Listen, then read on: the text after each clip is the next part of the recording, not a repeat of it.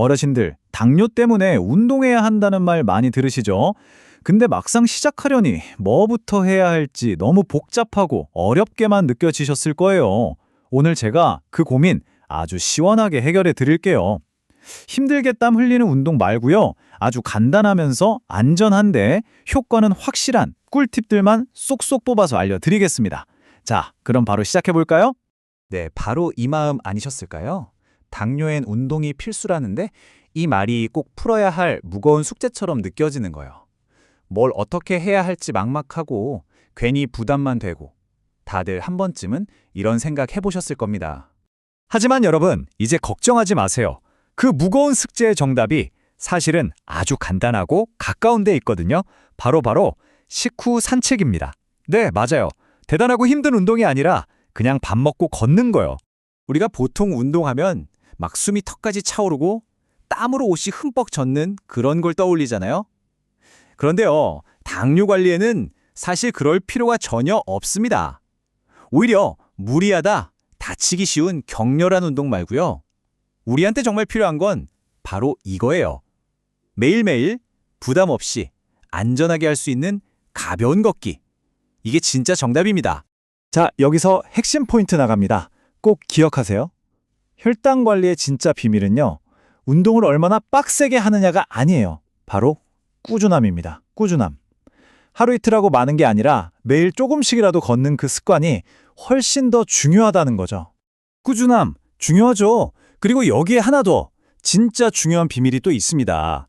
운동을 얼마나 힘들게 하느냐보다 훨씬 더 중요한 게 있는데요. 바로 언제 하느냐. 바로 이 타이밍입니다. 이 타이밍이 혈당을 잡는 열쇠예요. 아니 그냥 걷는 건데 왜 하필 식후에 걸으라는 걸까요? 그 이유가 아주 과학적입니다. 우리가 밥을 먹으면 당연히 혈당이 쑥 올라가잖아요. 이때 가만히 있는 게 아니라 살살 걸어주면 이 올라가던 혈당을 바로바로 에너지로 쓰게 되는 거예요. 그러니까 혈당이 막 치솟는 걸 막아주는 거죠. 뿐만 아니라 우리 몸에서 인슐린이 더 일을 잘하게끔 도와주기까지 합니다.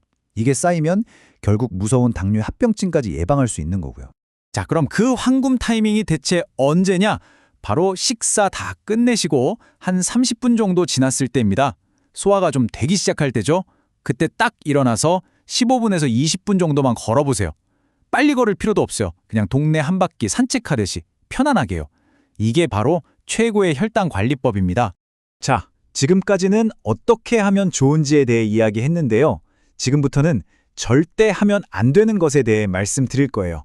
이건 정말 중요하니까 꼭 집중해서 들어주세요. 바로 공복 운동은 절대로 하시면 안 됩니다. 안전한 운동을 위한 딱 한 가지 제1원칙을 꼽으라면 바로 이겁니다. 빈속에 운동하지 말자. 특히 아침에 일어나자마자 식사도 안 하고 운동하시는 분들 계시는데 정말 위험한 습관입니다. 절대 안 돼요. 왜 이렇게까지 강조하냐면요. 바로 저혈당 쇼크 때문입니다. 정말 무서운 거거든요.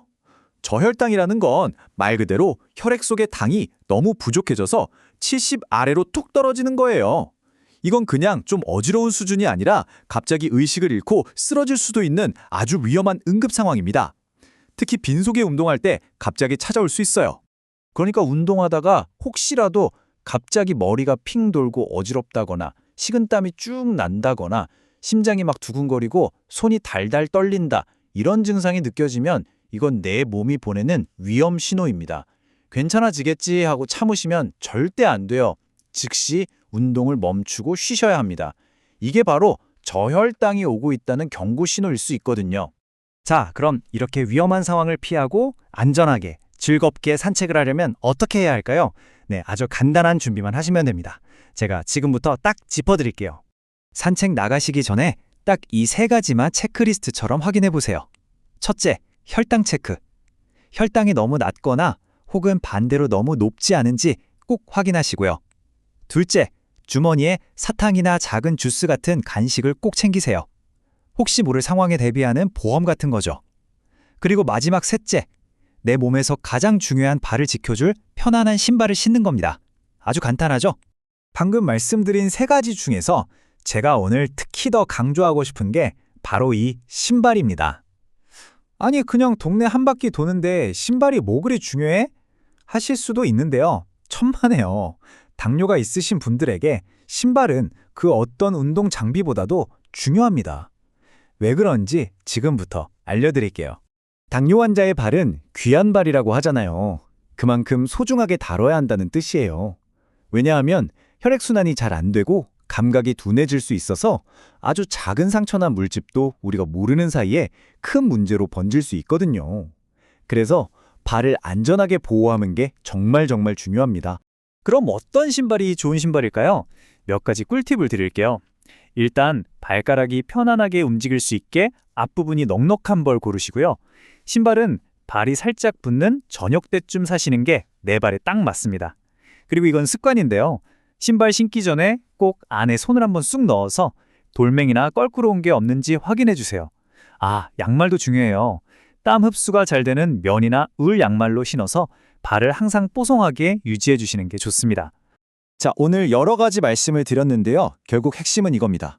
규칙적으로 몸을 움직이는 것. 이게 바로 약 없이도 혈당을 관리하고 무서운 당뇨 합병증을 막을 수 있는 가장 확실하고 좋은 방법이라는 사실을 꼭 기억해 주세요. 자, 그럼 이제 듣기만 하는 건 그만. 오늘 저녁부터 바로 한번 시작해 보시는 건 어떨까요? 거창하게 생각하지 마시고요. 그냥 오늘 저녁 식사 맛있게 하시고 나서 딱 15분만 집 주변을 가볍게 한 바퀴 걸어보세요. 그 작은 한 걸음이 여러분의 건강을 지키는 가장 위대한 첫걸음이 될 겁니다.